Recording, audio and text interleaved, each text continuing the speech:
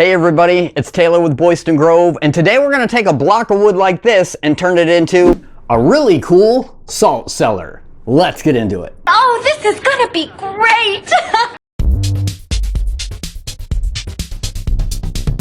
As we start getting into the holidays, everybody's so rushed to batch out quick and easy projects for markets and craft sales, but I really just wanted to slow down for a minute and make something really nice for this fall that we could actually use around the house. Let's just take a moment.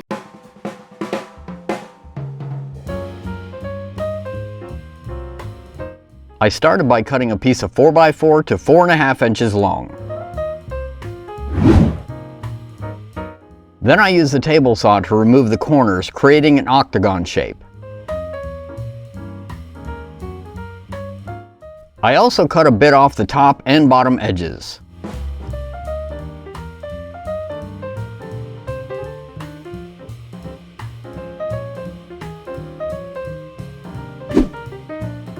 I moved the table saw fence over to the other side of the blade and set the angle to 22.5 degrees and set the depth to about 1/8 of an inch. I made a shallow cut on each of the corners of the block of wood. Securing the block to my bench with some clamps, I used a handsaw to cut grooves across the top and bottom that lined up with the ones that I had cut on the table saw.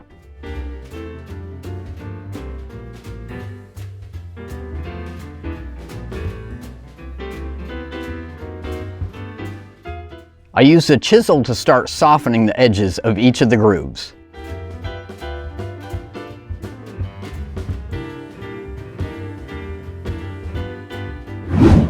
I used the bench sander to remove some of the bulk material and give the block some shape. Then I pulled out the Dremel with a wood carving V-bit and set to work carving the pumpkin. I kept moving back and forth from sanding to the Dremel, just gradually refining the shape. You probably noticed the pumpkin got a little rounder. That's because at one point I did actually cut about 1/2 inch of material off of one end because I thought the pumpkin was looking a little too elongated. I used a Forstner bit in my drill press to drill out a hole for a piece of oak dowel that I could carve into the stem of the pumpkin.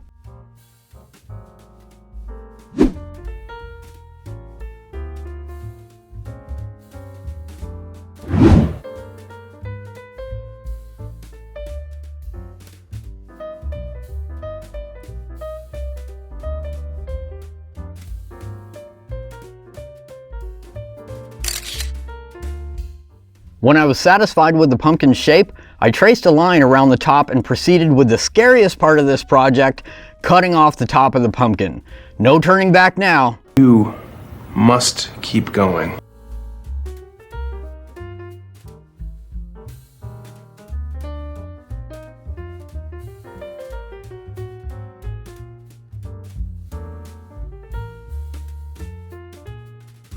With the top removed, I used a 2.5 inch Forstner bit to drill down into the bottom half of the pumpkin, and that was quite a chore. If you notice all that sawdust, that's because my bit is super dull. When drilling out your salt cellar, it's a really good idea to off-center the hole just a little bit to give yourself more of a lip on one side of the salt cellar. That'll give you more room to drill out a hole for the smaller dowel that will act as the hinge. Good thinking.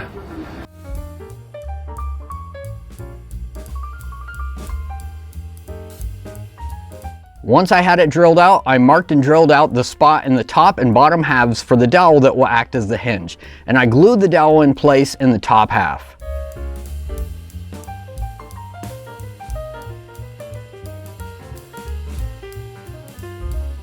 After some more refinement and cleanup, I stained the outside of the pumpkin white.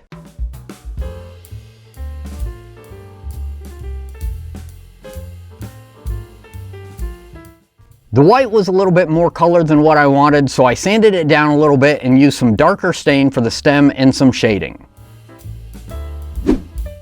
Last but not least, I finished the inside of the top and bottom with some Odie's oil.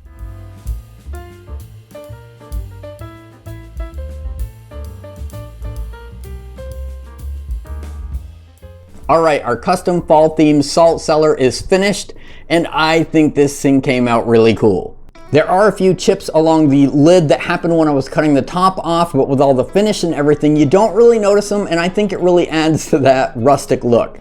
I know I said in the video that I was only doing the inside with Odie's oil, but I ended up covering the whole thing with Odie's oil because it's actually a really good food grade wood finish and it's a great sealant. Now I know the holiday season can be a super busy and stressful time, but I hope this video encourages you to just take a moment of peace with yourself and your friends and family and enjoy this season. Thank you very much for watching, be safe, and have a great day.